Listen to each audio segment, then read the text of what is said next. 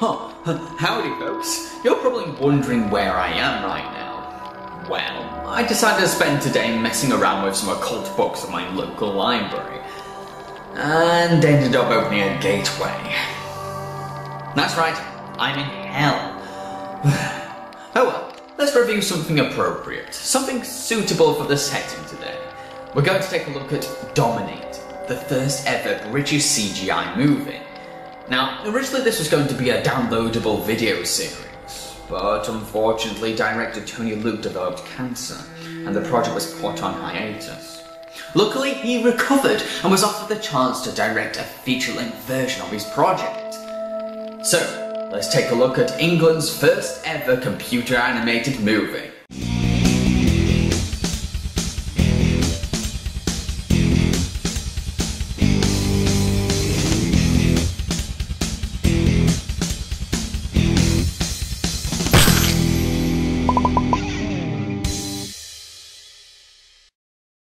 Dominator is a CGI animated horror fantasy based on a cult comic book series. It's about a rock and roll god called Dominator, who ends up on Earth after a trio of goth sisters summon him.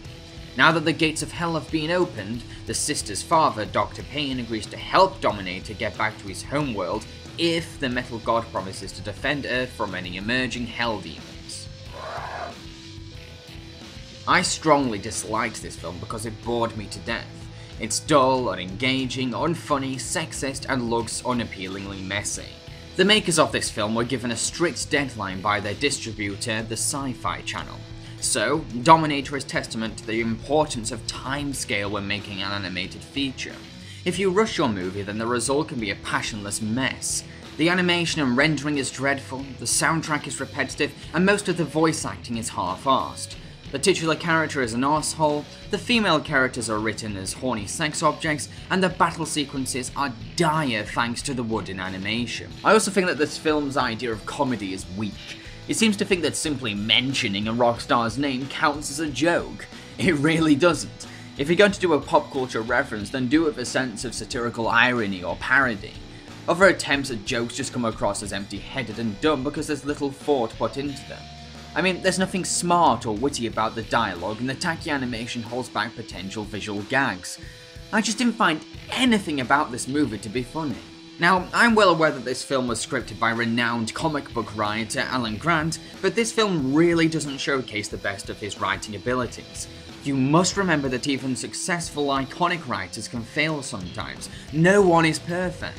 I get that this film is trying to be rebellious, anarchic, irrelevant, and tongue-in-cheek, but I really didn't find it to be funny or exciting. I just found it to be mean-spirited, childish, and bland because it seems like it's been developed without any wit, intelligence, or heart.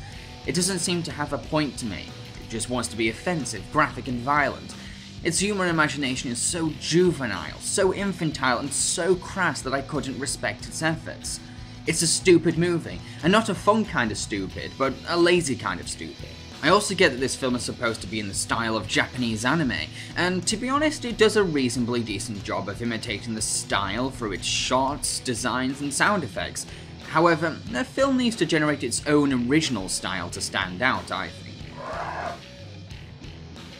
Dominator is played off as a cool anti-hero, but he lacks the charm or charisma needed to pull off an appealing badass persona. He's rude, arrogant, selfish, treats women as objects, and we don't get to know about his deepest feelings or motives. As far as we know, he's just a horny and violent demon who likes to play metal music. He doesn't become anything more than this, so what we're left with is a vulgar and unlikable main character. I didn't feel like rooting for him, and I didn't care if he'd ever get back to hell or not. The apparent villain of the film, Desecrator, gets little to no screen time, so there's nothing really to him. He's just a floating skull with tentacles. His motives aren't fascinating. I mean, he just wants to rule the world, simple as. I feel that there's something sleazy about the way that the women are written in the film. Most of them mainly exist as eye candy that worship the film's male lead. Sure, some of them kick ass, or desire romance, or even screw Dominator over, but they lack individual personalities and they're not very funny, quirky, or interesting. It's as if their main purpose is to make Dominator come across as popular with the ladies. However, it just makes the film come across as sexist because it depicts the women as objects rather than as identifiable characters. It's like the film's writer saw most of the women as treats for Dominator. Ugh, that's creepy. There's also a pair of comic relief characters called Extricator and Decimator. They're not exactly laugh out loud funny, but they're tolerable. There's not much of a point to their presence in the narrative though, they just drink beer, cuss, and make lame jokes. Dominator was animated by Renga Media. They used two softwares called Brycer 5 and Poser. The animation for Dominator is awkwardly stilted, underperformed, and clumsily lifeless. The movement reminded me of Thunderbird's marionettes puppetry. It's so unconvincing. I didn't see the characters as anything more than CGI models. That's how bad it is. The mouth movement is lazy, facial expressions are limited to blank stares, the texturing is incredibly poor, and the designs are ridiculous. I mean, all the characters look distractingly over the top to me. However, like I said before, this film did have a very strict deadline, so no wonder the animation and modelling looks so appalling. Danny Filth from the metal band Cradle of Filth plays Dominator. He has a suitable demonic voice for Dominator, but he expresses all his lines with the same aggressive emotional tone all the way through the film. It gets old fast listening to the same delivery for every single line. Doug Bradley, famed for his role as Pinhead in the Hellraiser franchise, plays both Desecrator and Dr. Payne. He is possibly the only decent thing about this movie. He puts a lot of effort and theatricality into his vocal performances. It's as if he's treating his characters like roles for a respectable BBC radio play. Polish horror actress Ingrid Pitt plays Dominator's ex-girlfriend Lady Violator. It's hard to appreciate Pitt's voice seeing as it's been filtered so much, and seeing as she's only present for a little part of the feature. Former BBC radio presenters Mark and Lard play Extricator and Decimator. They do a decent job, but sound more like radio personalities than demons from hell. They don't try and embrace their characters, they just play themselves. The rest of the voice cast is stilted, wooden, and show no signs of energy or charisma. They put minimal effort into their roles and sound like they've never voice acted before in their lives. The music soundtrack is pretty much 99% heavy metal music. Now, don't get me wrong, I love heavy metal, death metal, grindcore, and all that kind of music, but it gets tiresome listening to it for a whole narrative.